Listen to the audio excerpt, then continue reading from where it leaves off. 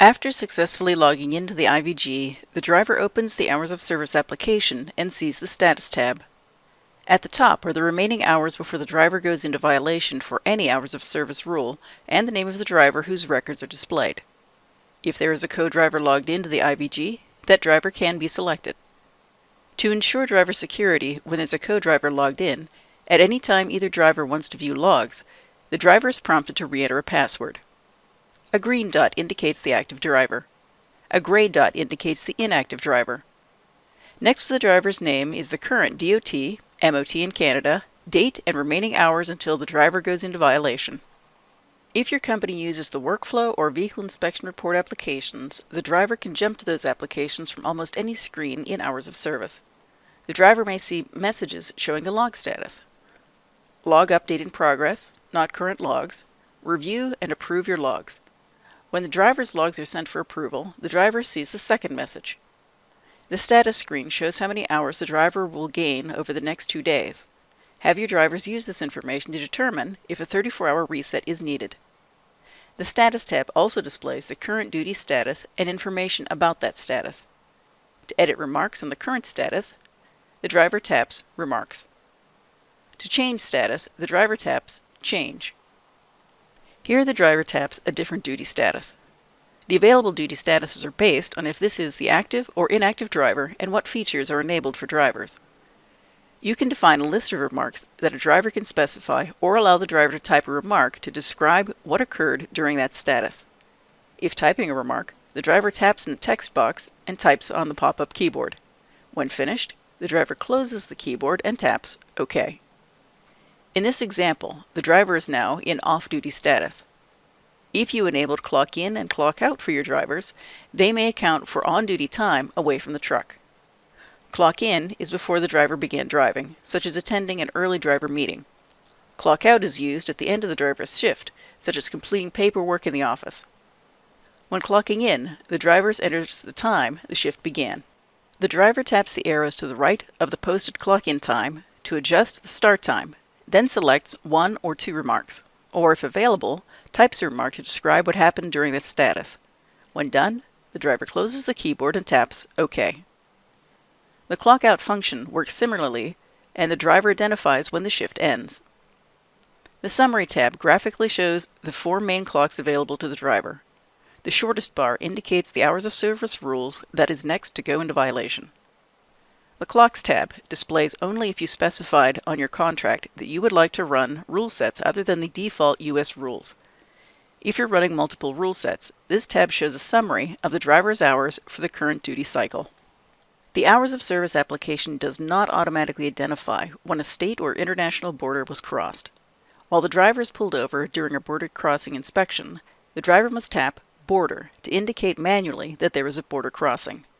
The driver can also tap Region to identify the rule set being used. The Graph tab graphically represents the driver's duty status for the current day. The information on this tab is view-only, and from here the driver can see information about the selected day. The driver selects a duty status to see any remarks entered for it. The Daily Log tab shows the driver's daily duty status logs as a list. The driver can scroll among days, view info about an entry, or select duty statuses to see company info or any remarks about a duty status. During a roadside inspection, the driver can send e-rods if requested, show the inspector mode which displays different information than the default driver view, and show the header that provides additional details for the inspector. The Duty Cycle tab, named for the U.S. or Canadian duty cycle the driver is running under, shows a daily sum of mileage, driving time, and on-duty time. Further details are shown under the Vehicle Info. From here, the driver can request the latest duty status logs from the server. The Certify tab is where the driver would view, edit, and certify logs. For more information on editing logs, see the Driver Log Edits video. The Load tab is where the driver would enter load information and view current and historical load information. If your company has integration with a dispatch application or workflow, this information may be pre-filled and the driver doesn't have to do any manual entry for each load being hauled. Because load information is a federal requirement, if no information is entered about the load, the driver is prompted to enter load information the following day or face a form and manner violation. If there was no load while the driver was driving, the driver may enter any characters in the load ID and use bobtail or deadhead for trailer number. The Carriers tab should display the carrier information as entered in the Hours of Service back office application. The Carriers tab and Carrier Setup in Hours of Service do not identify separate companies the driver may haul for, just divisions of a single company, like bulk versus refrigerated, or hazmat versus DITS, Defense Department Tracking System. If your company has multiple divisions that are their own carrier entities, you would enter those in the Hours of Service back office application, and the driver would select the carrier here. The driver uses the IVG to communicate with your dispatch office. Depending on how your IVG is configured, the driver can exchange information with your dispatch office, view videos, hear audio files, and download PDFs, surf the internet, log in and use Hours of Service, navigate among various stops. IVGs notify the driver that new information was received by displaying a message on the screen, illuminating a light on the unit, sounding an alert. A new message has arrived. Drivers interact with the IVG by tapping the active area on the screen, pushing buttons on the IVG. Be aware that to eliminate driver distraction, many applications on the IVG are not accessible when the wheels are turning. Only after the vehicle is stopped can the driver begin using those applications. Because some applications on the IVG need to know the driver's ID, the driver must log into the IVG using the login you created in Qtrax. To begin, the driver goes to the home screen and taps Driver Login. The driver types a driver ID and password, and if logging in as the second driver, identifies as the active or inactive driver. The driver closes the keyboard and taps OK. The driver is then prompted to identify a duty status and tap OK. A driver's duty status in Hours of Service is different from being logged into the IVG. Logging in identifies the driver as being in the vehicle, and the person doing the driving must be identified as the active driver. The active driver Hours of Service logs are updated during the course of the day. Be aware that changing the login status from active to inactive does not put the driver into an off-duty status. Drivers must maintain accurate Hours of Service duty status logs by using the Hours of Service application to manually change duty status, verify log changes from the back office, and certify logs daily. When the driver logs in, the DOT or MOT clock begins to count down to the next violation, and the driver's login ID displays until the ID and password are confirmed over the air. When the login is confirmed, the driver's full name displays. When two drivers are in the cab, one driver is active and the other driver is inactive. For additional driver security, when there is a driver and co-driver logged into the IVG, there is a password challenge when the co-driver attempts to view or edit logs. To log in a second driver, go to the home screen and tap Driver Login. Then tap Add. Type the second driver's ID and password, close the keyboard, identify as the active or inactive driver, then tap OK. The driver is then prompted to identify a duty status and tap OK. To swap active drivers, select the inactive driver and tap Change. Tap OK. Enter that driver's password, close the keyboard, and tap OK. Now the second driver is the active driver. To log out, the driver goes to the home screen, taps Driver Login, Log Out, identifies a logged out status, and taps Log Out. In most cases, you maintain logs by manually identifying duty status changes as they occur, or the IVG puts you in the appropriate duty status automatically. Only if you select the wrong duty status, the carrier makes edits, or you forget to change your duty status will you need to edit logs. For the processes on how to edit logs, see the Driver Log and Carrier Edits video. As the first driver logging into the IVG, you are identified as the active driver, and you select a duty status. When a co-driver logs in, they identify as active or inactive before selecting a duty status. The active driver is automatically placed in driving duty status when the wheels move, and is prompted to drop into on duty when the wheels stop. When logging off, you are prompted to pick a final duty status. Between those events, you may also need to manually identify duty status changes. The most common manually selected duty status will be the 30-minute rest break. Keep an eye on the DOT clock to stay in compliance. As soon as you log into the IVG, the clock starts counting down to the soonest violation. The Summary tab shows all applicable hours of service clocks counting down. The lowest number in the available column indicates what rule is next to go into violation. As you approach 8 hours of on-duty time, you must take a rest break that is greater than 30 minutes long. To do so, open the Hours of Service application to the Status tab and tap Change. Tap Off Duty. If remarks are required, you can select or enter remarks. Close the keyboard and tap OK. Until you are off duty for more than 30 minutes, you cannot select an on-duty status. Be aware that if the wheels move for any reason while on break, you are automatically bumped into driving duty status and must restart the brake or be in violation. If off-duty and using the vehicle for personal conveyance, open the Hours of Service application to the Status tab and tap Change. Tap Off-Duty and tap Personal Conveyance. All other duty status changes are performed as for the 30-minute rest break. Just be sure to select the appropriate duty status and leave remarks if required.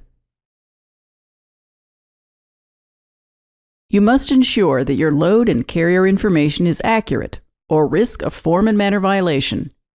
To help avoid a violation, Hours of Service prompts you to enter any missing required information when logging out. If your company has integration with a dispatch application or the workflow application, load information may be preloaded and you don't have to manually enter each load being hauled. To enter information, tap Load. Tap New Load. Type a load ID. Verify or update your start and end dates. Type a bill of lading. Type a trailer ID. Tap to close the keyboard, and tap OK. If you weren't hauling a load, you may enter any characters for the load ID and use bobtail or deadhead for the trailer number. As always, ensure what you enter on your official logs of record is both accurate and complies with your company's procedures. If you haul for multiple divisions of a single company, like bulk versus refrigerated, you're required to identify that division under Carriers. To enter carrier information, tap the Carriers tab. Select the carrier and tap OK. Every 24 hours, you must review and certify your logs. Initially, when you log into the IVG, you cannot edit or certify logs because the Hours of Service application is synchronizing with the server, and you must wait for the Review and Approve Logs message to appear. For ELDs, if you have any carrier edits, you are prompted to review and certify them after logging into the IVG. You see the Carrier Edits prompt and tap Review Carrier Edits. You can then reject or confirm those edits, and, if accepted, you may certify those logs. If you reject the carrier edits, you must enter a reason for rejecting the edits. For both ELDs and AOBRDs, you certify logs in 24-hour increments, not multiple days at a time. Be aware that both certified and uncertified logs for your full duty cycle are accessible on the Certify tab. If you are certifying logs without being prompted, as part of the normal log review and certification process, from the ELD's home screen, tap Hours of Service, and on the Certify tab, tap the arrows to the right and left to scroll to specific dates. A check mark indicates a certified record. An exclamation point indicates there was a system or sensor failure when the log was recorded. If a record is incorrect, tap the record, then tap Edit. If changing the original duty status to another, select the new duty status and a predefined remark to describe your activities during the status. Close the keyboard and tap Next. If you need to do more complex editing, like you never logged a day-long meeting, you must perform 2 edits to split and change duty statuses. In this example, you'll select the duty status that's an error, tap Edit, and tap Split to divide the 24-hour off-duty status. The duty status is split in half and both segments have the same status and location. Select the status, time, and location for the new duty status and add remarks to explain activities during the duty status. When finished, tap Next, type a reason for editing the status, and tap Save. At this point, you must make additional changes to this log, so tap Not Ready. Then repeat the split, duty status and time updates, add remarks, and tap Next. Type the reason for the edit, and tap Save. Now that the day is up to date, tap Certify. Do a final review of this day's logs, and if they're correct, tap Agree. Your logs for this day are now certified and show a green check mark next to each duty status. If your carrier makes edits to your logs from the host hours of service application, you see a pop-up and must review, then reject or confirm the proposed edits. If you reject the edits, they are no longer listed as pending and revert to what they were before the carrier proposed the changes. If you confirm the changes, you are prompted to certify the logs for that day. When you agree, the logs are updated over the air and the back office sees that you accepted the proposed log changes. Unassigned vehicle activity, or UVA, is drive time that accumulates with no active driver logged in to the IVG. If any unassigned drive time accumulates on an IVG, the next driver to log in is prompted to claim ownership of that drive time.